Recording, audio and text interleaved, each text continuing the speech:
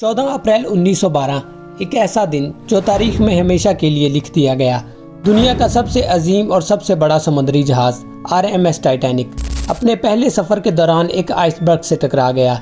इस जहाज को अनसिंकेबल कहा जाता था, मगर सिर्फ चंद घंटों में ही ये समुद्र में डूब गया। आखिर टाइटैनिक का इतना बड़ा हादसा कैसे हुआ, इसमें कौन कौन था और आज तक टाइटैनिक की यादों को कैसे जिंदा रखा गया, आज हम इस कहानी को तफसील से जानेंगे। टाइटैनिक का आइडिया 1907 में सोचा गया, जब व्हाइट स्टार लाइन ने एक ऐसे जहाज़ का प्लान बनाया जो दुनिया का सबसे बड़ा, सबसे महफूज और सबसे कंफर्टेबल हो। टाइटैनिक का डिज़ाइन एक मशहूर ब्रिटिश कंपनी हारलैंड और वुल्फ ने बनाया।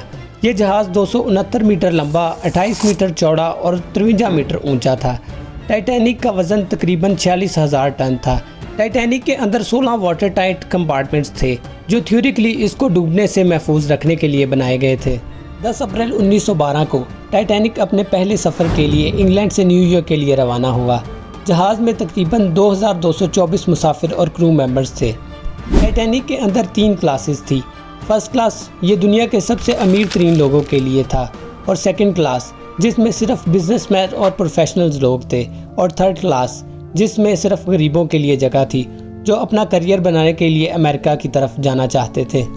14 अप्रैल 1912 की रात टाइटैनिक नॉर्थ अटलांटिक ओशन से गुजर रहा था। रात के 11:40 पर टाइटैनिक का लुक आउट यानी कि देखने वाला गार्ड एक बड़ा सा आइसबर्ग देखता है। अलार्म बजता है और कप्तान स्मिथ फौरन रिएक्शन लेते हैं, मगर तब तक बहुत देर हो चुकी थी।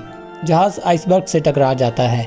ये टकरार इतनी शिद्दत से होती है कि टाइटैनिक के 5 वाटर टाइट कंपार्टमेंट्स फट जाते हैं। वाटर टाइट कंपार्टमेंट्स टाइटैनिक को सिर्फ तब तक बचा सकते थे जब तक सिर्फ 4 कंपार्टमेंट्स में पानी हो, लेकिन यहाँ पर 5 कंपार्टमेंट्स में पानी भर चुका था, और अब ये बात बिल्कुल कन्फर्म हो गई थी कि टाइटैनिक अब डूबने लगा है। 15 अप्रैल 1912 रात के 12:15 पर पहला SOS सिग्नल भेजा जाता है, लेकिन पास कोई भी रेस्क्यू शिप मौजूद नहीं था।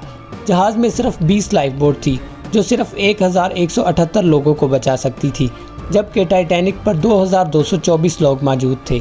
फर्स्ट क्लास पैसेंजर को पहले लाइफ बोट दी गई, लेकिन थर्ड क्लास वालों के लिए रास्ता भी बंद कर दिया गया। मौली ब्राउन जैसे कुछ पैसेंजर्स ने औरतों और बच्चों को पहले जाने की तरजीह दी, लेकिन जहाज़ का कैप्टन एडवर्ड स्मिथ टाइटैनिक के साथ ही डूब गया। आखिरकार 2:20 पर टाइटैनिक समुद्र की तह में चला गया और सिर्फ 705 लोग ही बच सके। बाकी सब या तो डूब गए या फिर वहाँ के ठंडे पानी की वजह से मर गए।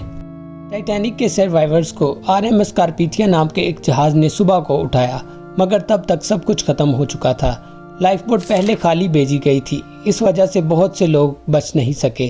टाइटैनिक का डिज़ाइनर थॉमस एंड्री और बहुत से क्रू मेंबर्स जाँ बहक हो गए। 1912 के बाद नए सेफ्टी लॉज इम्प्लीमेंट किए गए, जिसमें हर जहाज़ पर लाइफ बोट ज़्यादा से ज़्यादा ज़रूरी कर दी गई। 1985 में मशहूर एक्सप्लोरर रॉबर्ट बेलर ने टाइटैनिक को 3800 मीटर की गहराई में ढूंढ लिया।